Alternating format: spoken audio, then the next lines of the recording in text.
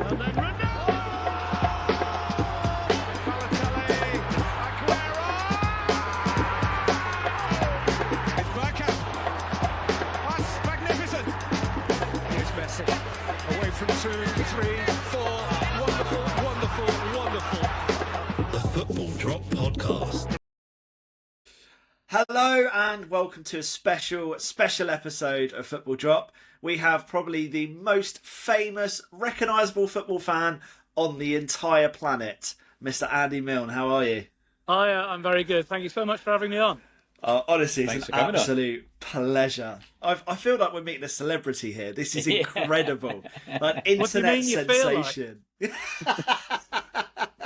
We are. I'll correct him. We are meeting an absolute we celeb. are. Thank you. Sorry, hold my hands up. How you doing, Andy? Where are you for the I'm listeners? good. So and behind me now, you viewers? can see this just about make out the square in the centre of Dortmund, which is packed full of Dutch and English fans enjoying the drink together. As we're talking, I'll take a walk up the street and make my way towards the fan zone. I'll give you a little look inside that as well. Fantastic, Amazing. fantastic. Well, we'll fire some questions at you while you're walking then, if that's okay with you. Because I know there's quite a few things that we'd love to ask. First things first is, what's the secret for you appearing in front of every single TV camera, no matter what game you're at?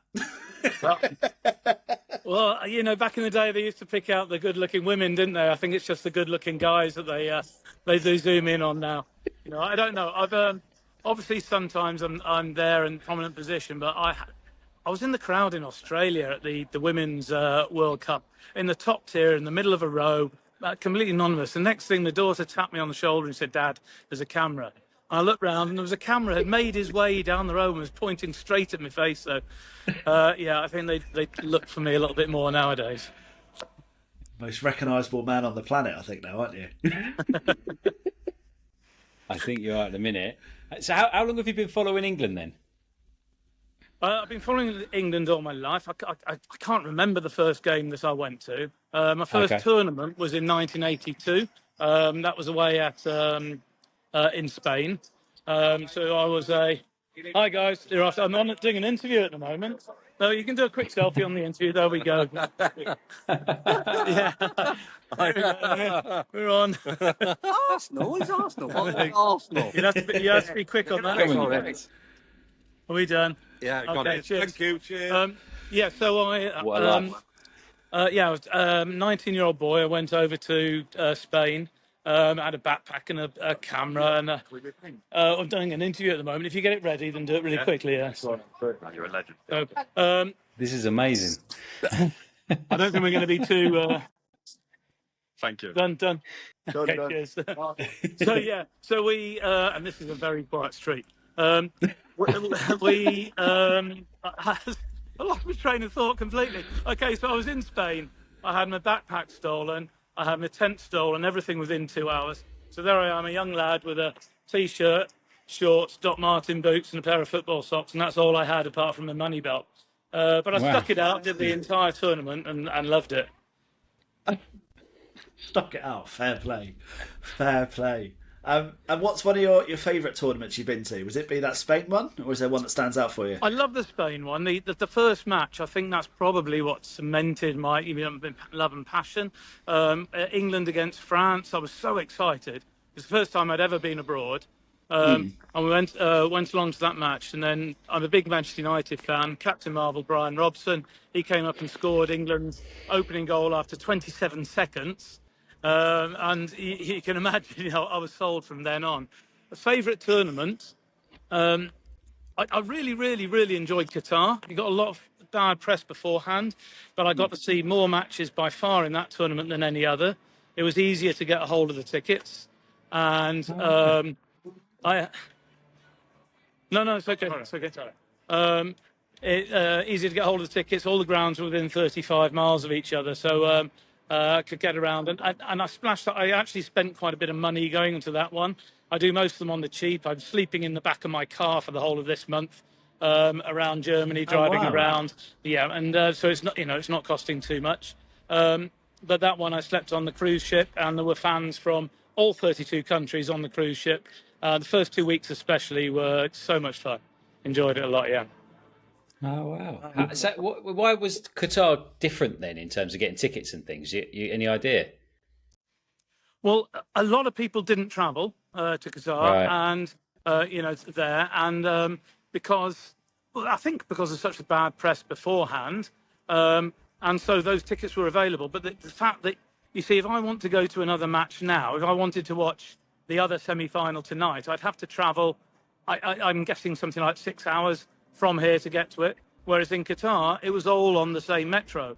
So you could get from one, you could, and I did, and lots of people did, watch 2 matches in a day, which won't happen for a long time. Here, I've just arrived at the fan zone here. There's the entrance amazing. behind me. Wow. I'll walk you in, and we'll have a quick look around. It's a bit noisy, and then we can come back out. But Fantastic. God, I feel like I'm It's there great now. to see the atmosphere. Yeah. It's very quiet, the fan zone, because the match doesn't start for another 3 hours. Is it 2.5 hours? Yeah, of course. I'm being frisked at the moment. There we are. I'm in. Seriously. Hi, I'm doing an interview at the moment. How are you doing? If you can set one up, you can do it. Yeah. Good. You should take a picture. Yeah. What's the answer? I'm doing an interview at the moment. Sorry. I'll definitely see you in 5 minutes. So I'll give you a quick. I'll show you the fan zone. It's Perfect.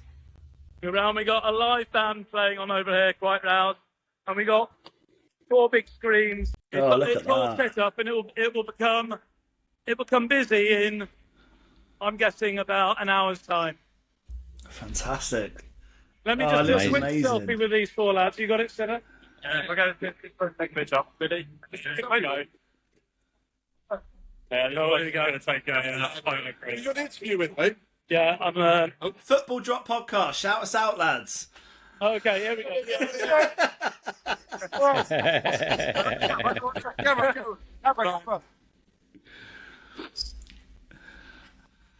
Okay, I'm going to find somewhere quiet. Insane. Your life's insane at the minute. Andy, when did the sort of stardom happen for you and get recognised everywhere and people asking for selfies, everywhere you're going? It started in Qatar, the Senegal game.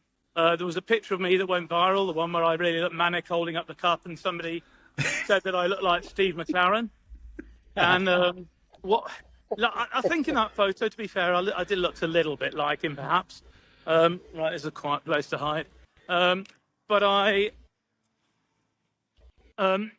in real life, so when you see me, it was just that one image. And then on the back of that, there were a few things that happened. I got trolled. People were making, sort of really disparaging remarks. I look more like a paedophile. I look like Ken Doyle shagged a rat and all this sort of stuff. And then some woman came on after about a day and said, guys, this is just bullying, get off his back. And I got really nice support from everybody. And I still got a lot of nice comments sort of based on that.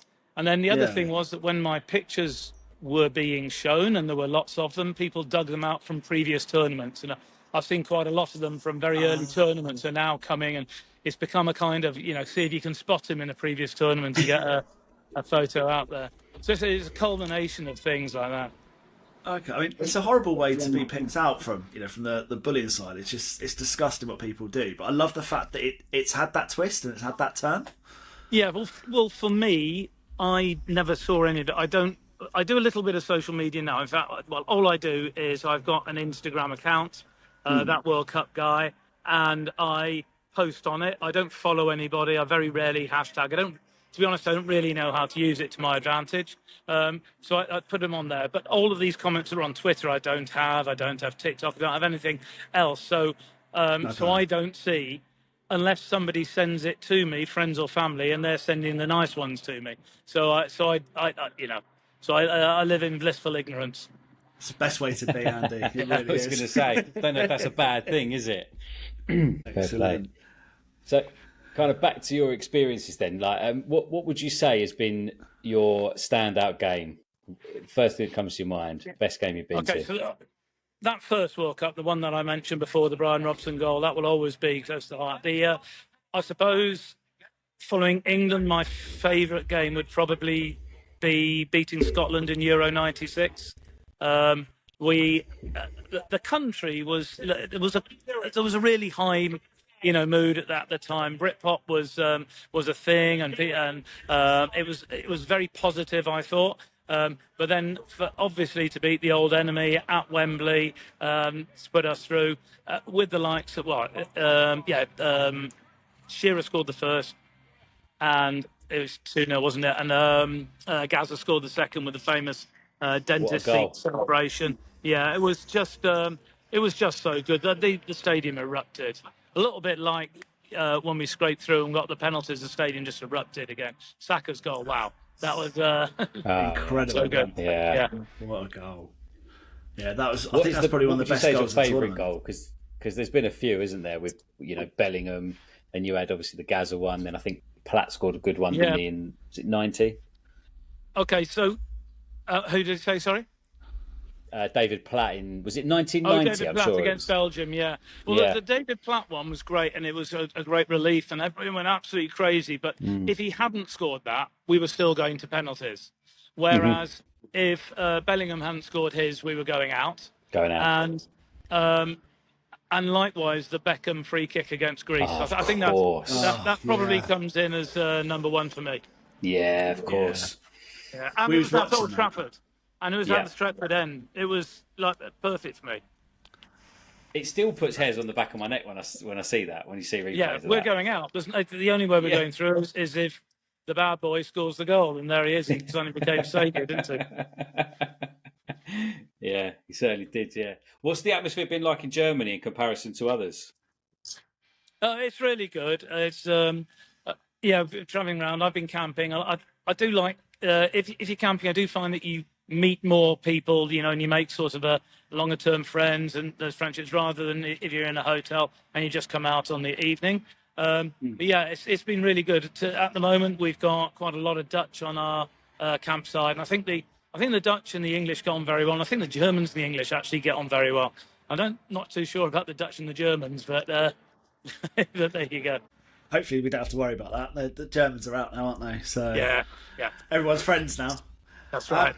I just want to talk about the game tomorrow night then, or by the time this goes out, it'll be Wednesday morning anyway. But what's England's chances against the Netherlands? They're good, aren't they? We've got a good team, but everybody knows we're not really firing. I think it has looked better in the last two games.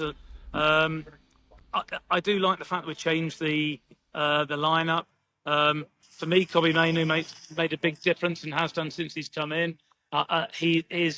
His passing accuracy and the speed of his passing mean for me that Bellingham and Foden and Rice have just looked a lot better themselves as well. They've upped their game, and I think that little central relationship that they're developing is working very well. I'm not too sure about whether Luke Shaw's going to start and what position he'll start in. But I'm hoping he does. He's a great player, and he might make a difference for us as well. Yeah, I think he's been that kind of missing link, isn't he, on that left-hand side? Trippier's done as well as he can.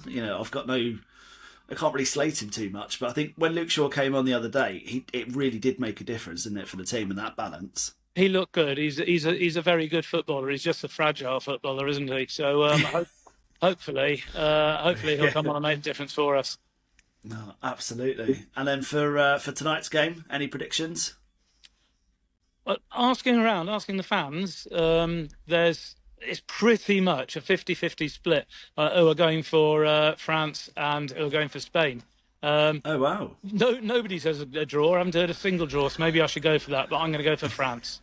Go for France? Oh, really? You think they're legend? Yeah, I'm going to go for France. And I think it's going to be 2-0. Oh, wow, okay.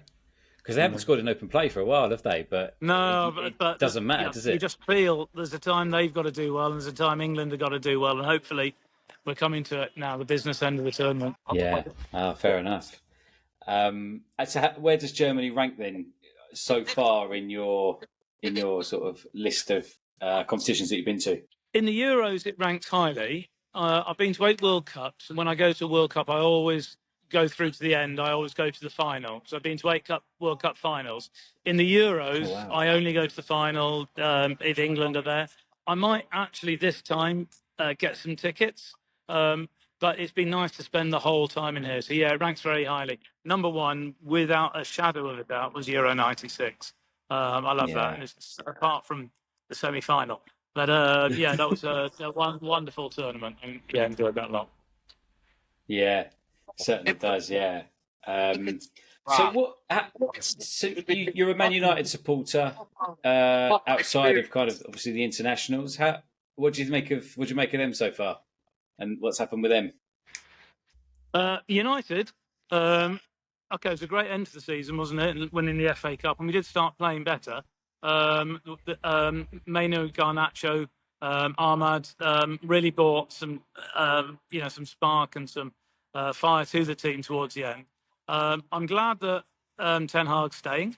I must say, I'm not a tremendous fan. I don't think he's done a great job, but I'm fed up with us becoming a team that sack managers and waiting for that manager to stamp their influence, but just not giving them enough time to do so. So, so I think it was the right thing to do to keep them on for a little bit longer. Yeah. Okay. And you rate them for next season? Do you think you'll get Champions League? That's got to be the aim, doesn't it, for next season, Champions League? We've done well in the Cups, and the FA Cup final was amazing for us. It was a great day out. We were very much the underdogs, I think. But yeah, Champions League has got to be the aim for next season. Yeah. Do you get to many United games? Yeah, so what I do now is I took early retirement to go to the Qatar World Cup. And then I set up a company for myself in Thailand. So now I travel to Thailand after the last England game, so that will be in October. And I come back for the first England game, which will be in March. And so I'm basically abroad for the English winter. So I get to see now, I get to see the beginning of the football season and the business end of the football season when I come back to the UK. But I've maintained the season ticket. I've been going there since I was a boy. And, I'll go to as many as I possibly can. Oh, wow. Okay. What a life. What a life you've got. Jealous. The company's it's like an escape room, but it's across the whole island of Koh Tao. So you meet in the morning, solve the clues, find your map, and then you go out with a guide. And you follow clues across the island to 4 different beaches, 2 viewpoints, and eventually, hopefully, you find the treasure at the end of the day. Oh, wow. Fantastic. That sounds amazing. Okay. When are we going, Will? Anyone heading over to Thailand, get yourself there, and then when I go, I'll hit you up. Yeah, I actually won the TripAdvisor Traveller's Choice Award yesterday. So, amazing. Oh, wow. Congratulations. Yeah. I bet you never thought we'd be talking about that on the podcast, did you? Honestly, the joys about this pod, Andy, is the fact that we talk about anything. Yeah, sure. We find something and there's always a link back somewhere. That is absolutely amazing. You look like you're going to get probably hassled there, so we'll probably call it here. Guys. Andy, thank you so much for your time today. It's been an absolute pleasure. I hope you enjoy the semi-final tonight, watching it with the fans, and fingers crossed for I'm really England. looking forward to it. Yeah, we can be in that fan zone. It will get full, and there'll be a great atmosphere there tonight. Then it will all be English and Dutch, of course. There'll be 1 or 2 French and Spanish, but it'll be mainly English and Dutch who'll be in there. Yeah, absolutely. Well, thank you very much for your time, and we'll catch you soon. Yeah, you're more than welcome. Cheers, Andy. Thank you. Bye. Thanks.